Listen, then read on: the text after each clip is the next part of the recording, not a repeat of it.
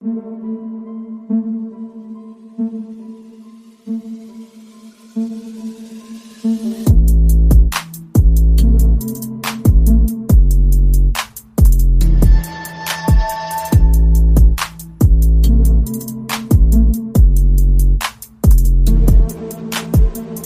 and welcome back to the Hoop Theory Podcast. My name is Logan Wertman, recording this one on the evening of Wednesday, May 27th in the year of our Lord 2026. And before we get into anything, I'd like to first say thank you for listening. Please be sure to hit up the Patreon or buy me a coffee if you would like to support Hoop Theory. That's patreon.com/Hoop Theory and buymeacoffee.com/Hoop Theory. All of the links can also be found in the description of both the show and the episode, wherever you're watching or listening to this. It would also be greatly appreciated if you'd rate the show, leave a like or a comment. Of course, be sure to subscribe and follow the feed. And lastly, if you have a question or a topic that you would like to be read or reacted to, basketball related or otherwise, you can send those over to hooptheory.mailbag@gmail.com. And without further ado, let's get into today's show. First off, we've got a team that has officially advanced to the NBA Finals of this season, 2026, and that is the New York Knicks. Their first finals in franchise history since the year 1999. This was also their first Eastern Conference Finals since that year as well, that they just got done with. The only rings in franchise history came in 1970 and 73, obviously with the Willis Reed and Walt Frazier team back in the day.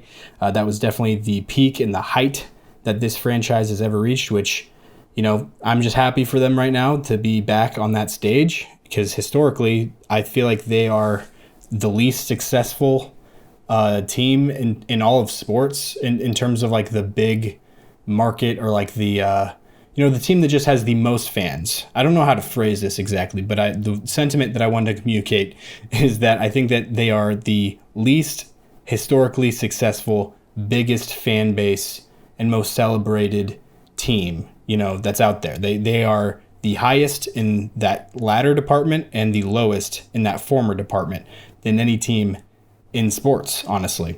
Another team that kind of comes to mind is maybe like the Dallas Cowboys, just because of how long it's been since they've really, been at that height. But, you can't deny that they had like a dynasty in the 90s.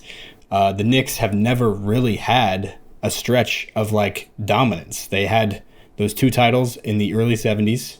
And other than that, it's been pretty much mediocrity to really bad seasons, and the peaks that they've reached since then, you can honestly count them on your one hand, and we'll go through them right now, just to celebrate this Knicks run and how major it is in the history of this franchise.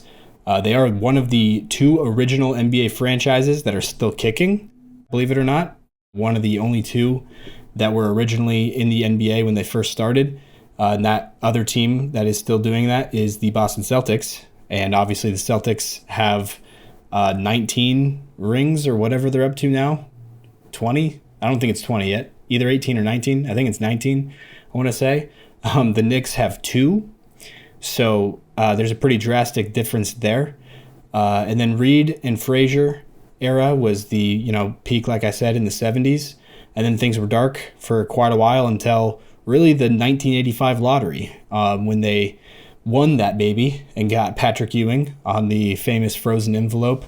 And then through the Patrick Ewing era, that's when that kicked off. Jordan Bulls were in the way through most of that time. And even when they weren't, they were swept in the finals against the Rockets in 94 or 95. One of those 2 years. I think it was 94. Yeah, because Magic made it in 95. And then in 99, they made another finals run and lost to the up-and-coming Tim Duncan of the San Antonio Spurs, with a aging David Robinson still in the fold. So that was the end of that era.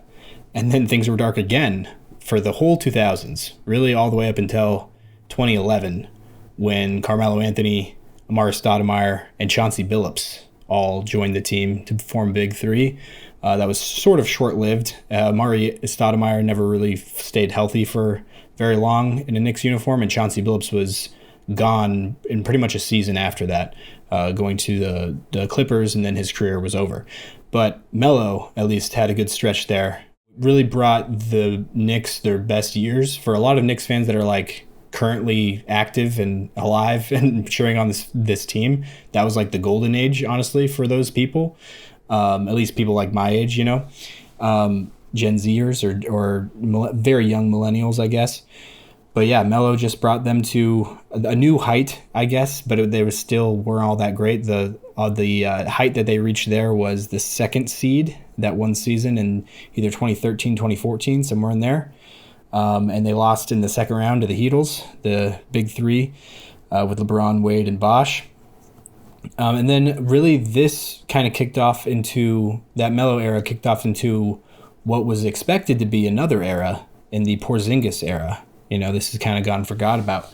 But in the 2015 draft, they got him at 4th, which, was a very controversial pick at the time. But then, he was looking like somebody that they were going to be building their franchise around, a future franchise cornerstone for the New York Knicks. And then through some, a lot of injuries in his early years, plus some disagreements with ownership, and James Dolan's stock as an owner was just at an all-time low around this time when he made that very fateful trade that very, very many Knicks fans were not a fan of, sending Kristaps Porzingis to the Dallas Mavericks to be paired with Luka Doncic and Jalen Brunson, believe it or not. I think that would have been his rookie year, because he was he in the Luka draft? I think he was. Yeah, he was. Jalen Brunson was in the Luka draft, so they were rookies the same year. But yeah, then things got dark for the Knicks again from that point, which that trade happened in 2018, 19 range? It would have been the year after Luka's rookie year, which was 2019. So that trade was in the summer of 2020 then. And so it really wasn't all that long until Brunson came over to join the New York Knicks, rather, from the Dallas Mavericks.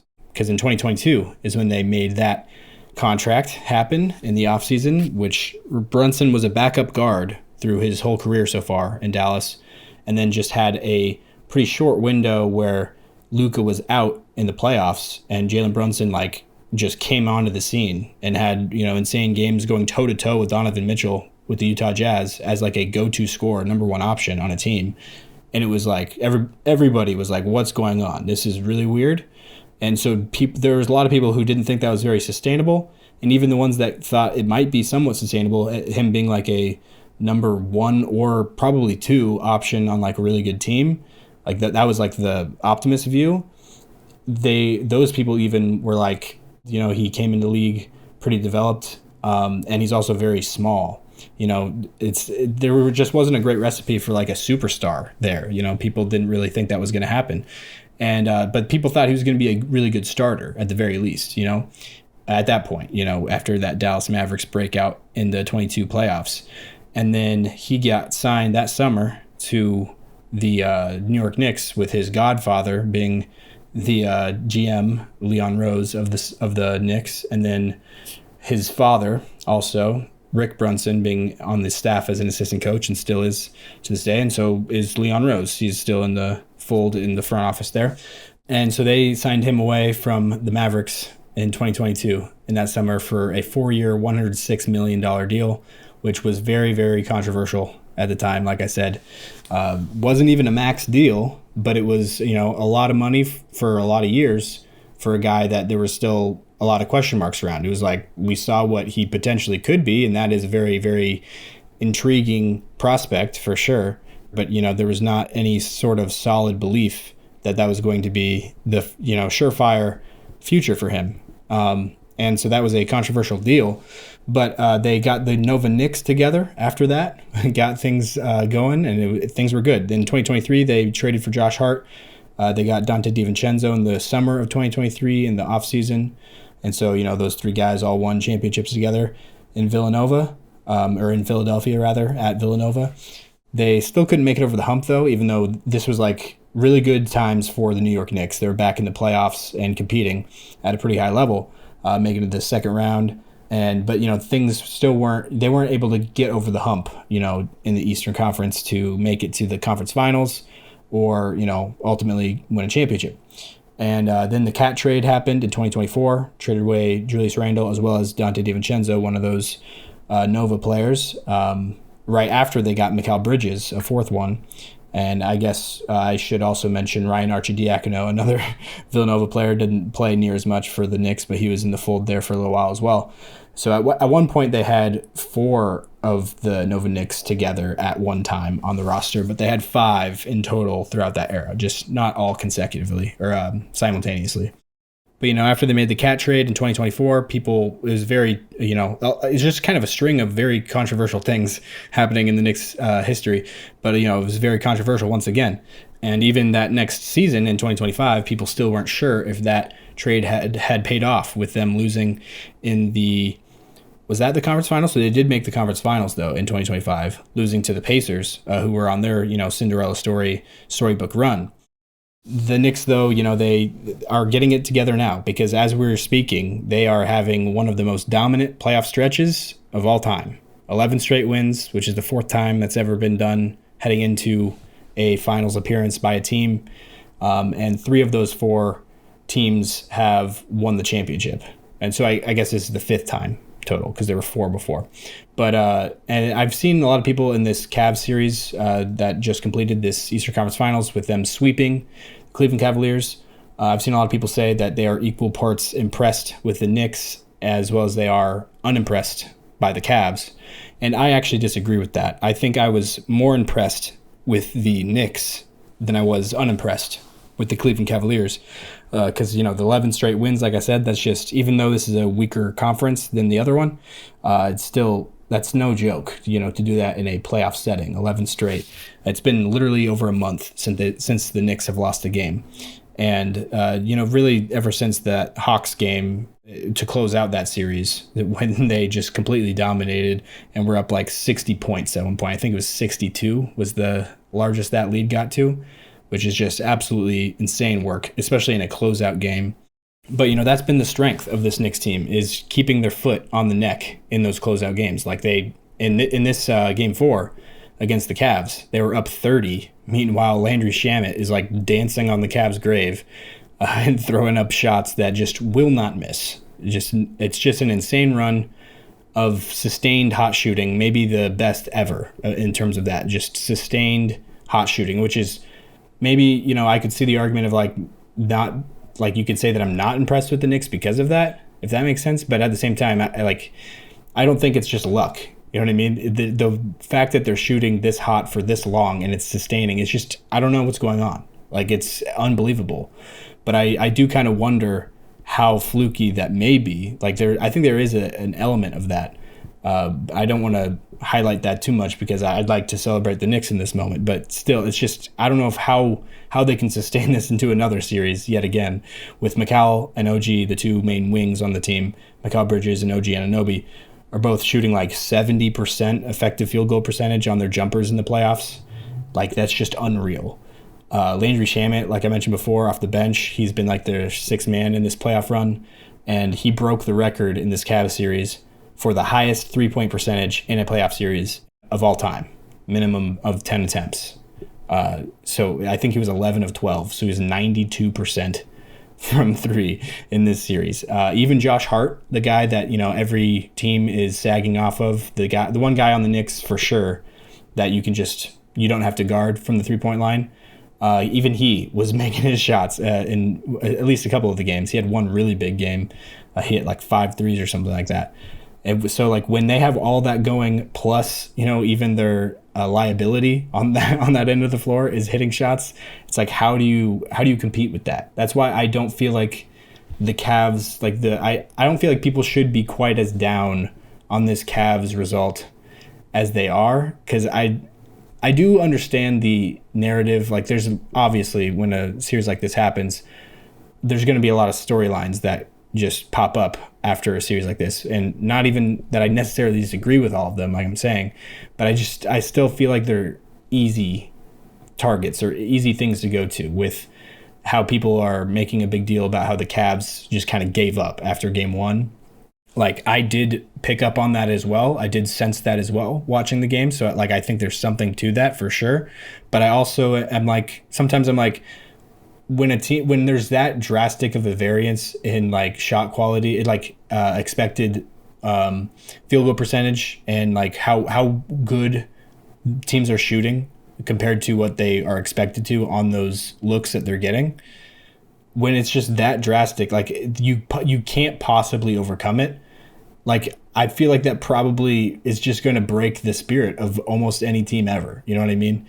And so like that's why I feel like I don't know if it's an indictment, because like this Knicks team, one of their bigger flaws throughout the past couple of years has been that very thing, like them being able to stay with that really consistent spirit and drive and competitive edge and like good team chemistry. Like it's weird. They seem like on one end of the spectrum, like to be very together and close knit because of like how I mentioned the college days together with a lot of those players, but from so many very reliable sources and people throughout the past few years saying that locker room is very on edge, and chemistry is pretty close to like falling out.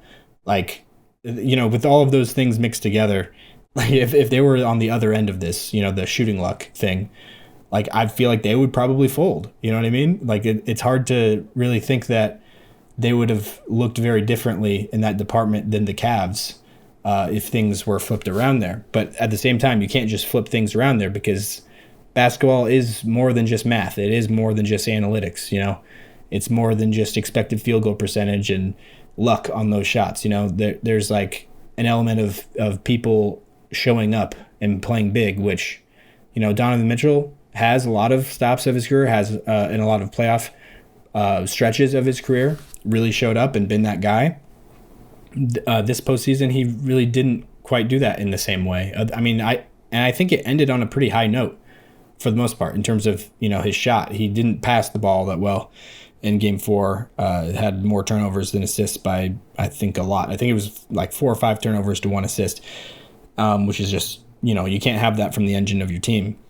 But, he scored a pretty efficient 31 points in that game 4. I just feel like he was there, but it's at a certain point, there's just nothing you can do when the Knicks, the team on the other side, are shooting at just a otherworldly percentage that just doesn't even make sense. And that's why I feel a little bit bad, although I do like all the jokes, and I think it's funny, all the things that people have picked apart about Kenny Atkinson, especially giving that quote after game 3 where he said, analytically, we've won 2 of the 3, referencing that expected score and field goal percentage that I've been referencing.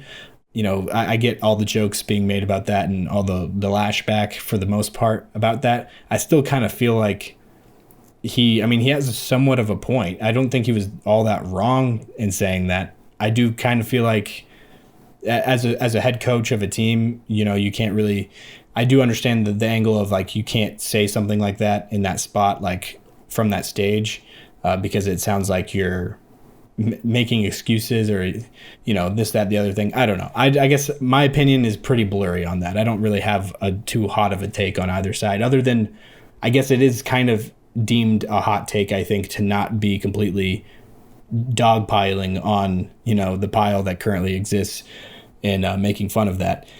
So I guess that is somewhat of a hot take to not fully, commit to that like everybody else has. But this Brunson over Mitchell narrative is another thing that's like easy to go to after a series like this, which again, I don't even necessarily know if I totally disagree with it. I just don't know if it's as clear like as people are making it out to be, that like Brunson over Mitchell always, like there's no way you can ever put Mitchell over Brunson again. Like people are saying stuff like that. And I don't know. I just feel like there's a lot of overreactions, a lot of things that people will often have from a little, sample of games, for sure. I do feel like on the Cavs front, that Harden trade was just, a bit of it's definitely looking like a bit of a failure for sure at this point. And, I like the move when it happened, as I've said on the show multiple times. The future view to me, though, was always the thing that I felt like could definitely turn out to make that deal look terrible in the long run, trading a 26-year-old Darius Garland for a 36-year-old James Harden. Aging up that much is obviously not ideal, but, when Darius Garland had the very questionable medicals that he had, and It turns out, at least short term so far, since the deal has been made, he's been healthier than he had been the past 2 years with the Cavs. So that was very unlucky as well. Seems like just a lot of unlucky things have happened to this Cavs team since that. But back to the Cavs gave up narrative. I do kind of want to put a cap end on that. They were up 23 points, I believe was the largest their lead got to in the fourth quarter of game one, and ended up losing that game somehow. And ever since then, it seemed like their spirit was just dead. So that's I guess just the context there. But I would like to continue my conversation here on the Cavs side of things, as well as maybe go back a tiny bit to the Knicks before we're done here.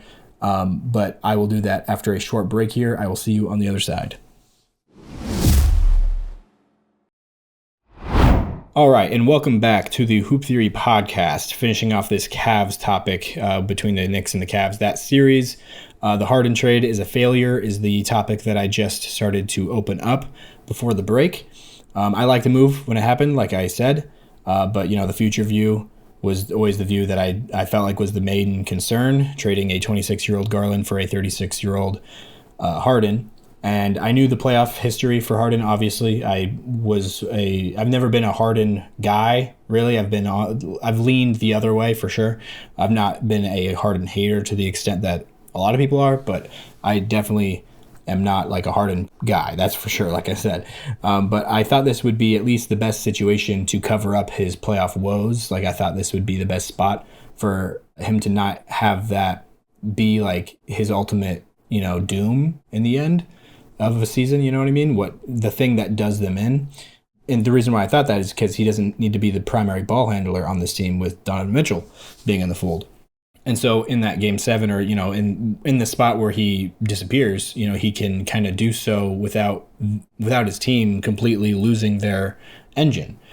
And I do kind of feel like that happened, to be quite honest. Like, that's how much I feel like this insane shooting from the Knicks just covers up everything. It disguises everything. You know what I mean? Like, it makes everything look so much worse on the Cavs side of things, because I do feel like, Mitchell showed up with the 31-point game, like I said, and then Harden honestly didn't even have, it was a stinker for sure, but it was not as much of a stinker as a lot of his game 7s or closeout games in the past have been. He finished, it was 2 of 8 was from the field, which is not good at all, obviously, but he did go 8 for 9 from the line, the free throw line, which I think is a really good sign, because Harden in a lot of his playoff collapses isn't even getting to the line at all, because he's not looking at the rim. He's like playing very passively, like he's afraid of the moment type of thing. And so at least him getting to the line that many times shows that, he wasn't completely out of it. But, turning the ball over 5 times, like I believe he did, to only 2 turnovers, or 2 assists rather, was not great at all.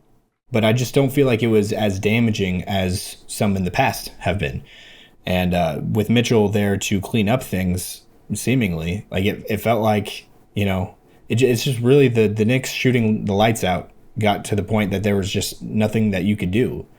But, the one critique for sure, or the main critique I would say for the Mitchell and Harden pairing would definitely be that they should have been better playmakers, like I mentioned. They didn't protect the ball very well at all, or get the bigs involved, which Mobley, still finished with, I think, 15 and 7 or something like that. And he had a very good series. I think Evan Mobley is the one main bright spot for this Cavs team, him and really like Max Strus maybe as like a future bench guy going forward to keep in the fold.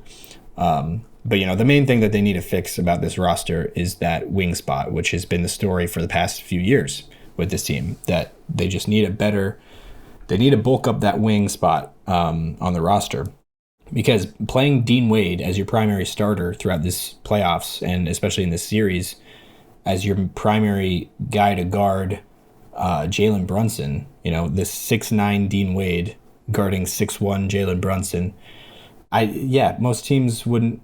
This is one of the few rosters where Dean Wade is the guy to guard. That's why, kind of what I mean. I don't even know if I necessarily disagree with him being the guy to put on Brunson, because Keon Ellis, he's probably the best like guard defender on the team, but he's really skinny, and one of the big things with Jalen Brunson is you got to have some bulk on the defender that you're putting on him because of how physical Brunson plays with his back to the basket, and as a post up, very high level footwork type of guard. And so Dean Wade doesn't even seem like the worst option there. But then on the offensive end, him just being so inconsistent that teams were daring him to shoot, and he was not making them consistently enough at all to justify or to make them pay. And then outside of that, on the offensive end, he doesn't have anything else to go to. He's just a catch and shoot guy at the end of the day. He's not going to put the ball on the floor. I guess, just kind of cutting and whatnot is the only other area that he can really provide, but still, he's not all that adept at that even. So he wasn't even really, he was borderline unplayable when he's the best defender to put on Jalen Brunson. So that's a problem. They need a two-way stopping wing, to have in their lineup. And I don't know how they're going to acquire that moving forward with all their money tied up into these guys. Weirdly enough, the two big lineup, where it was kind of viewed as their weakness the past couple of years, I weirdly think that's one of their biggest strengths at this point, is those two bigs, doing work inside. And when they're playing with those two bigs, I think that's when they've got their best results, to be quite honest, with Mobley and Allen in there inside. I do think that the main struggle is having Harden and Mitchell in the backcourt as two guys that are both defensive liabilities. I think it's better, like I've said before, than Garland and Mitchell, because number one, Mitchell is less of a liability than Garland, but also because Harden, even though he is also a liability, he covers a different area of the court. He has different strengths and weaknesses on the defensive end that makes it more balanced. And so I do still think that, but still having those two guys, it sets you up in a way that you definitely need a two-way stopping wing as that three spot. You really need that. You just need a guy who's really doing a great job guarding and switching throughout the lineup, and that can not nuke your offense. When you have those Jared Allen down there as a non-shooting big, and then Evan Mobley, who's a guy that teams aren't really, even though he is shooting the three and doing it somewhat well, teams aren't really dying to close out on him too hard. You know what I mean? So having that guy be Dean Wade it just doesn't work. You can't do that. It's not viable. And so there are definitely areas that this roster needs to be improved, for sure, if they want to really compete, to win a title. They made it to their first conference finals, though, in this era, ever since having LeBron, obviously. It's the first non-LeBron conference finals since 92, I believe. And Mitchell, also, this was his first conference finals appearance in his career. I do think that there's things to be happy about with this Cavs season, and with Evan Mobley continuously, steadily kind of developing and growing into a more and more intriguing player and future cornerstone of the team, to be honest, with it, 17, 7, and 4 throughout this playoffs, with steady offensive growth. I think already, obviously, a two-way beast. I think his weakness is really being a super dominant, 5 in there. He's kind of struggled to be, the lone 5 on the team in a great way. He seems to play a lot better at the 4. Obviously, in the future, you want to be able to play him either way, and it be very viable and good for your team. So him just bulking up, I think adding a bit of size and strength is going to be the main thing that puts him over the edge there. And so those are all my thoughts on the Cavs. I don't really have a lot else to go into there. The Knicks, like I said, this is just an amazing run that they've been on, and I'm very happy for them. But now on to the Thunder and the Spurs series. It is 3-2 now after Game 5. This one is definitely not over. The Spurs coverage of Shai Gilgeous-Alexander is the main topic or main key point of this series that I feel like it's the most important. The first 3 games, they were doubling him every time at the nail. And that's how guys like Caruso went off for 31 points in Game 1. Shai was really impacting the game with just the geometry of the court, the way his attention, his gravity was pulling defenders in, and so he could find the open man. And they were playing, 4-on-5 on the weak side basically every play. And that was very beneficial for the Oklahoma City offense. But then in Game 4, with no J-Dub or A.J. Mitchell, Jalen Williams and AJ Mitchell, the two best creators on the team outside of Shea for the Thunder. Both those guys are out. And so then the Spurs decided to play Shea more straight up. They were guarding him with Castle for a lot of that game, Stephon Castle, guys like Devin Vassell, Dylan Harper, Carter Bryant, especially coming off the bench as well. All those guys getting looks on him.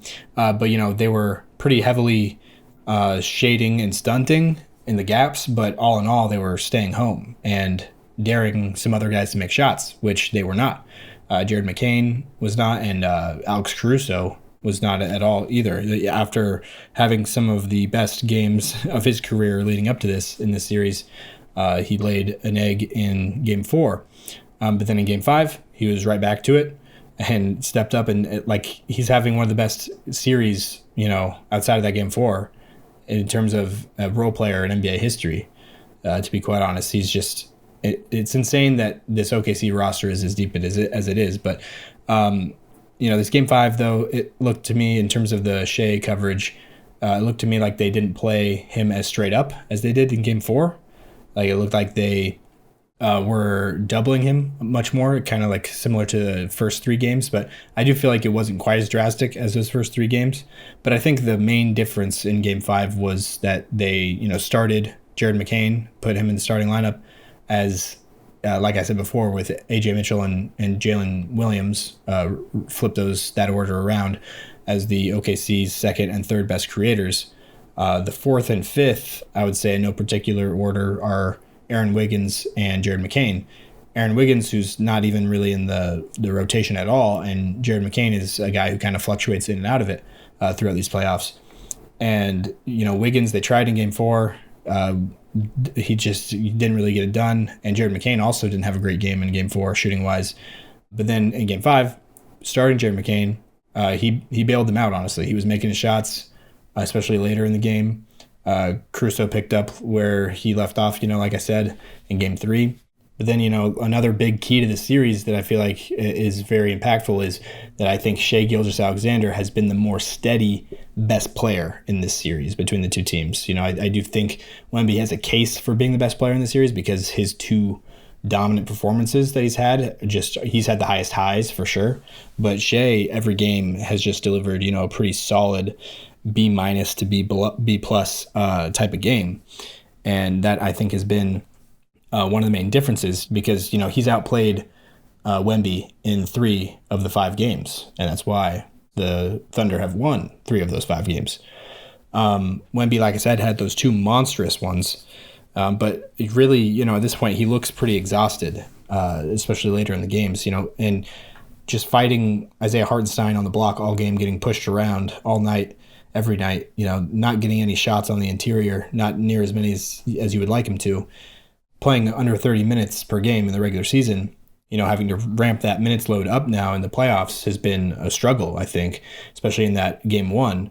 The Spurs kind of just blew their load, I guess, so to say, in that double OT game, played their closing 5, both overtimes, as well as the closing minutes of regulation. OKC played like 8 or 9 guys in each of those overtimes, That was the main difference between these two teams. Just the luxury that OKC has being as deep as they are and entering the series with not as many injuries as the Spurs. Now it is definitely very evened out, and if so, kind of tilted the other way. But OKC, in the first 2 games, they had no 5-man lineup that had logged at least 10 minutes, for their team, which is just an insane stat. Through 2 games, no 5-man lineup logged 10 minutes. Chet has struggled in this series, definitely being guarded by wings. That's another big key to this series. But in Game 5, I think he looked a lot better, taking Vassell, posting him up quite a bit more, as well as Julian Champagnie. It was pretty iffy. Like, there were definitely some moments where it kind of seemed like it was swinging the other way, where he was getting stopped again and things weren't going well. When the Spurs had their biggest run of the game in the late third quarter, Chet, got stripped to start that run, really, and then airballed a 3 a couple plays later. But then, kind of helped end the run as well, getting a dunk on Wemby inside. So, Chet, I think, had a bit of an up and down Game 5, but overall much more up. than he had so far in the series. And so that's been big as well. If he can sustain that in any type of way, that's going to be huge for this Thunder team. And the injuries, like I mentioned, have been a big key with Jalen Williams. He went out early in game 2 with that hamstring. I'm not sure if he's going to be back at all this series or not. And then AJ Mitchell, he went out in the middle of game 3, where, he kind of was promoted, after Jalen Williams went out, because he kind of fills that role of their second option at that point. And then he got hurt, right away. And then Dylan Harper on the San Antonio side, he was great in game 1, but then hurt his adductor in game 2 and has been really struggling ever since, not playing as many minutes as he had in that game 1 and not being as aggressive. And same with Fox, although, Fox missed the first 2 games of this series with that ankle injury and then played low 30 minutes in games 3, 4, and 5 and just really hasn't shot all that well. But it's hard to blame a guy also when he's going against the team that he's going against with the highest collection, most compact collection of perimeter stoppers or guard stoppers, in NBA history, with Lou Dort, Alex Caruso, Cason Wallace. And what's crazy about that is how, Caruso and Wallace they've had better series than their starter in Lou Dort, doing the Lou Dort role. It's just how deep this team is insane. Isaiah Hartenstein is another, his push shots is, I think, key to the series, something that's noteworthy at least. It's been one of the bigger offensive weapons that OKC has been able to turn to. It's like a counter to Wemby's domination inside, protecting the paint. It's just kind of stretching that out a little bit, getting a pretty high percentage shot from not quite as close, kind of like the 12 to 16 foot range is where he's really deploying it and making it at a good clip, honestly. The Nuns in game 4 were another big storyline, blessing Luke Cornett before the game and letting him have the best game of the series for him so far. They need to bring that back in game 6 for sure if they feel like they want to win those non-Wemby minutes, because that has been another huge story of this series is Wemby, when he's not on the floor, they are being dominated, and when he's on the floor, they have been they've looked like the better team throughout the 5 games so far. I think game 5 was the first game that they actually lost those Wemby minutes just slightly. And then Mason Plumlee, Kelly Olynyk, and Bismack Biyombo, they're 3 veteran centers that they don't play at all. At the end of game 5 for garbage time, they put all 3 of those guys in at the same time for whatever reason. And those guys were just they're playing like enforcers. It seemed to be almost like targeting Jared McCain, playing like him very physically. And I don't know if they were targeting him, actually trying to hurt him, but they were roughing him up a little bit, playing really physically with him. I don't know why McCain was still out there at that point, to be honest.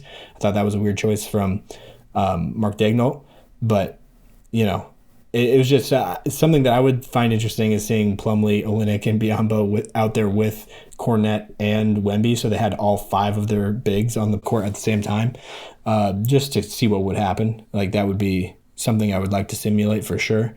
But yeah, those are my thoughts on this Thunder-Spurs series. I think it is very, very entertaining. I think it will go 7 for sure, would be my guess. I think the Spurs will pull off a victory in Game 6 tomorrow night. But yeah, those are my thoughts there. I'm going to be tackling All-NBA here in a second. After we come back from this quick break, I'll see you on the other side. All right, welcome back to the Hoop Theory Podcast. I've got the All-NBA teams to go through. I do want to kind of tackle some of those other awards, the voting results that have all been announced at this point at another time, but just because there's not a lot of time for me to continue this episode. But I do want to do the All-NBA at the very least in this one. But before we do that, I do want to touch on the NBA news outside of that, concerning coaching mainly. I think actually all 3 of these notes I have are coaches. Jason Kidd got fired in Dallas. I don't think they've hired a replacement, to my knowledge, at least yet. Obviously they just brought in Masai Ujiri as the new GM, and so obviously he did not think that he wanted to move forward into the future with Jason Kidd, which I thought was interesting because shortly before they hired Masai Ujiri as the GM, I think it was pretty on the table or, pretty out there that the owner, forgetting his name now, Patrick Dumont, maybe? I think it's Patrick, maybe. But yeah, Dumont, he is a big kid guy. He was even talking about bringing Kid into the front office role to be like co-head coach and GM, I believe, at least. If not, just go straight to the front office and hire a different coach. But, so it's kind of interesting how it went from that to now Jason Kidd is just out the door in Dallas. And it'll be interesting to see who they pick up to replace him. But in Orlando, another vacancy that's going on there in Orlando after they let go of Jamal Mosley. A guy that I definitely could see filling things there is Billy Donovan. I don't think they've announced a new coach yet either at this point. But that would be my pick if they were to find somebody. I think Billy Donovan would do a great job there, especially with him having the ties to Florida University, winning a couple titles there. And then the other coach that made a move was the aforementioned Jamal Mosley, who just got fired in Orlando. For some reason, he got picked up by New Orleans, which is a team, every move they make, I don't understand at this point with their current regime. They should have just hired James Borrego, who was like a very, very successful interim head coach. Well, at least had his team play a lot better than they had earlier in the season with Willie Green. And James Borrego's had a history of being a good coach in this league. I just don't understand why he doesn't get a spot throughout this league, but also how after doing what he did, turning things around a bit there in New Orleans, which is a pretty hopeless situation at this point. I don't know why you don't try to stick with him instead of going out and hiring a guy who was just very rightfully, justifiably let go in Orlando and Jamal Mosley. So I didn't really like that. I didn't understand it. But pivoting now to the All-NBA teams. First team, I'm going to go through this, kind of give the name of the guy kind of officially, with a little bit of the resume for the season.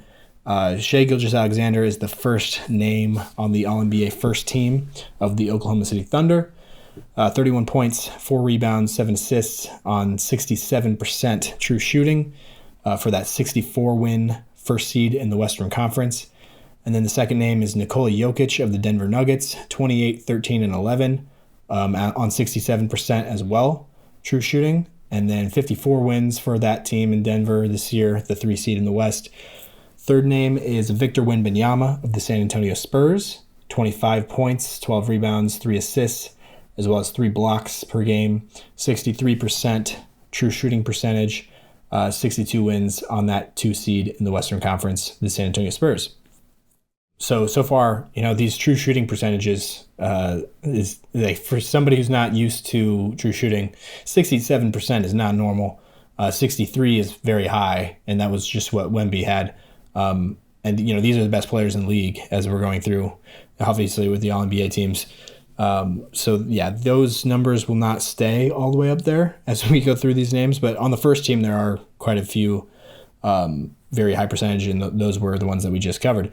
Luka Doncic of the Los Angeles Lakers is the next name at the 4th spot on the first team of the All-NBA teams this year. 34 points, 8 rebounds, 8 assists, 62%. So he also is very, very efficient with a whopping 34 points per game this year for the 52-win 4 seed in the Western Conference. And then the player who rounds out this first team All-NBA this year is Cade Cunningham of the Detroit Pistons, 24, 6, and 10 on 56% true shooting, which is just slightly below league average, but that's not bad. It's just on a different planet than all these other numbers we've read so far. But he did that for the 60-win first seed in the Eastern Conference, Detroit Pistons. And that, just for a note on what my teams were, my fake ballot that I had voted for or had written down or at the very end of the season on a spreadsheet, that was the same exact 5 that I had as my first team in the same exact order as well. Shai, Jokic, Wemby, Luka, and Cade. And then the second team, this is where it gets a little bit different. I do have 4 of the 5 names on here, but mine also is in a slightly different order. But the one guy that was in the same exact spot, I have in the same spot that the voting results did, is the first guy on the second team. That is Jaylen Brown of the Boston Celtics, 29, 7, and 5 on 57% true shooting for the 56-win 2 seed in the Eastern Conference. And then the second name on the second team, we have Kawhi Leonard of the Los Angeles Clippers. Almost said Lakers there. 28 points, 6 rebounds, 4 assists on 63% true shooting on the 42-win 9 seed in the West. They got off to a terrible start in the year and then went on a huge winning streak, often fueled by Kawhi Leonard in this season. And the third name on this second team is Donovan Mitchell of the Cleveland Cavaliers, averaging 28, 5, and 6 on the year with 61% true shooting, 52 wins on that 4 seed in the Eastern Conference. And then the fourth name on the second team is Kevin Durant of the Houston Rockets, 26, 6, and 5, 64% true shooting. So really the percentages have not slowed down as much as I said so far, but yeah, these are very, very high numbers right here. 52 wins for the 5 seed in the West. And then the final name on the second team is Jalen Brunson of the New York Knicks, 26 points, 3 rebounds, 7 assists, 58% true shooting, 53 wins on that 3 seed in the Eastern Conference. And like I said, 4 of the 5 names were the same as what I had. The order that I had mine in were Brown, Mitchell, Kawhi, Brunson, and Murray. So I had Jamal Murray on there instead of Kevin Durant, which Jamal Murray will make an appearance here in a couple names on this third team. So looking at that third team, the first name is Tyrese Maxey of the Philadelphia 76ers, 28 points, 4 rebounds, 7 assists, 59% true shooting, 46 win, 7 seed in the Eastern Conference. And then Jamal Murray, like I mentioned, he's the second guy here, obviously of the Denver Nuggets, 25, 4, and 7 on 62% true shooting, 54 win, 3 seed in the West. And then Jalen Johnson is the third name here on the third team of the Atlanta Hawks, 23 points, 10 rebounds, 8 assists on 58% true shooting, 46 win rather. I just noticed that I didn't change that one. When I wrote down all these stats, it was pretty fun. I guessed all of the players' stats. There were a few that I had to change, but I guessed them all first and then went to confirm all of those numbers. But I guessed on the wins also for Atlanta because I couldn't remember exactly how many wins they had. So I guessed 47. They actually had 46. So I had forgotten to make that adjustment there. 46 win, 6th seed in the Eastern Conference. And then the fourth name on this third team, we've got Jalen Duren of the Detroit Pistons, 20 points, 11 rebounds, 2 assists on 69% true shooting, it led the league this year. That was the number 1 in the NBA, 69%. And then, the Detroit Pistons obviously won 60 games, like I mentioned before, with Cade as the first seed in that Eastern Conference. And then the final guy who made this third team, just made the cut, is Chet Holmgren of the Oklahoma City Thunder, 17 points, 9 rebounds, 2 assists on 65% true shooting, 64 win first seed in the Western Conference. And, the defense obviously is a big key with him as well. Really the second best defender in the world outside of Victor Wembanyama. And the differences that I had on this team, I had KD on this team instead of the second team. So KD, but Tyrese Maxey was the first guy. So my order was Tyrese Maxey, Kevin Durant, Jalen Johnson, who was in the same spot that they had him at, same with Maxey. And then I had Denny Avdia of the Portland Trail Blazers, and then Scotty Barnes as the last 2 guys on my third team. And both those guys did not make the third team. So I did not have Jalen Duren or Chet Holmgren on my personal ballot. Other players, though, receiving votes officially for this the All-NBA teams this season. Denny Avdia, like I just mentioned, was on my team. He was the leading vote getter that did not make the cut.